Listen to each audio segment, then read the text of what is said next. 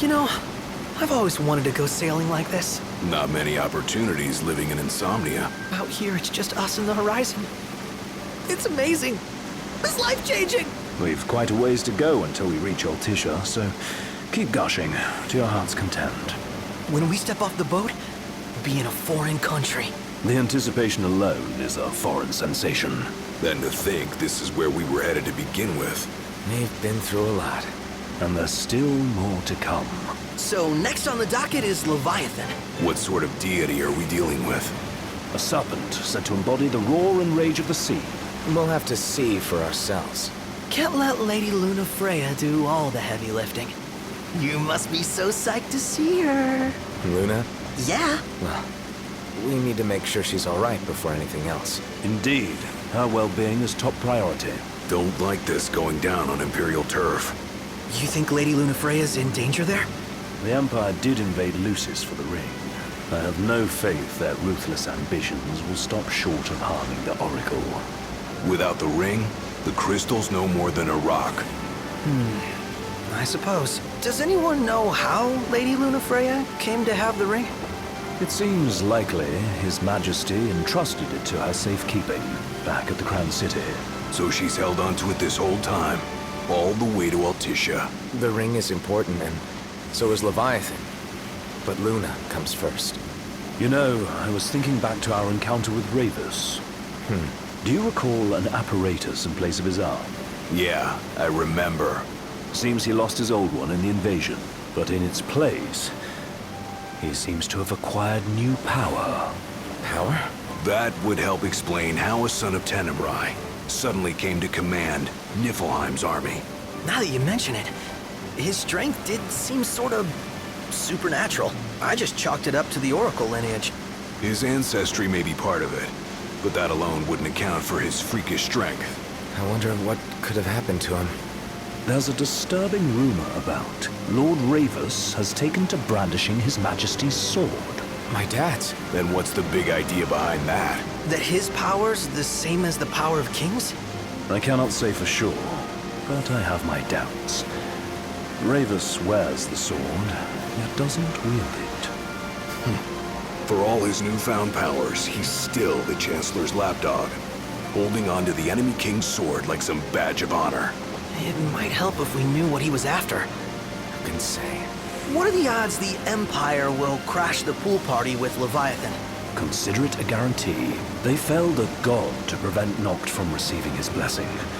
They'll do so again. But we beat him to the big guy, thanks to our friendly guide. Never know which way that one's gonna move next. The Chancellor has an agenda all his own. Sometimes it helps, like when he called off his army and let us escape. But he was still a creep about it. Well, feels like he's only helping us because he wants something. I just don't know what. Reckon we'll see him again? Certainly hope not. Not your type? No love lost for phonies. As Gladio said, his actions are motivated not by altruism, but by self-interest. And when he does come to our aid, I see only condescension in his eyes. Yeah, can't argue with that. Ever think you think too much? Sometimes, but it's always preferable to the alternative. So, soon you'll have your old man's ring back. Yeah, when we arrive in Altissia. Good thing. To him, it was his heritage. Is that what my dad said? Carrying a royal line ain't a task to be taken lightly. For a small thing, that ring can sure weigh heavy. After he became king, I only ever saw his face in the paper. Wait, weren't you at the coronation? No, I was long gone from the city. Must have been invited at least. Had a falling out of sorts with your old man. Right at the end of the trip. You did? I was given to understand you stayed in touch. We buried the hatchet years later, but never talked face to face again. Should have paid a visit while I had the chance. Well, no use dwelling on it now. Got the regalia in the hold, but y'all gonna stay in Altissia for a good while, right? Yes, we believe so. In that case, I'll tune her up for y'all. Not that I'll have much to do, though. What with Cindy looking after the old girl. If you say she's good, she must be great. She was never afraid of hard work. Heaven knows she had a hard childhood. A hard childhood. He means her parents. Lost them both when she was little. It was big enough to understand, though. And to hurt. But you wouldn't guess that, seeing her now. Not at all. She's always so cheerful. Well, that ought to tell you how far she's come. Now, you must have seen your fair share of Altissia by now. Yeah, only done been the once. Stayed a good while, though. What's it like? Big old city. Big. Okay. Well, it ain't the crown city. Different. Got it. You'll see for yourself. Foreign lands seldom lend themselves to trite explanations. Change of scenery ought to do you good. Well, I'm all talked out. Can't be far to Altissia now, right? We'll be there in no time. Nice having the wind at our backs. Lodgings are our first order of business. All work and no play? Make Cygnus a dull boy. Someone has to babysit you two. Well, you're welcome to sleep in the Wire. Ain't no hotel, but I know a fella has a place. Hey now. Wescombe ran with Reggie and me way back when. Oh, was he the other one in that photo with the garage? Yep, runs himself a diner or a cafe or something. Go and see for yourselves. Sure. Does the place have a name? McGee or Magoo or Mago, that's the one. Nice. You can count on Old Wes, but he'll chew your ears off.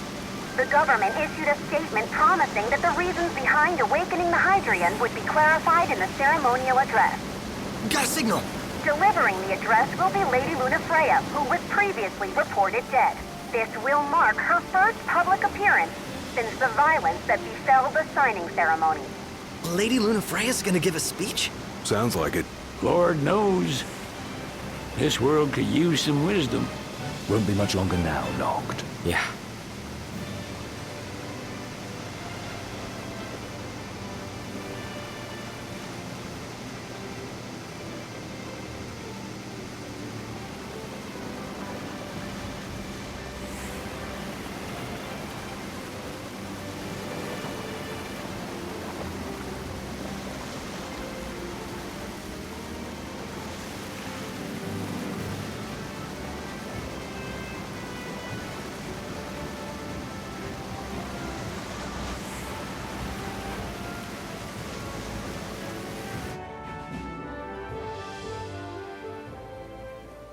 Does this vessel have an entry permit?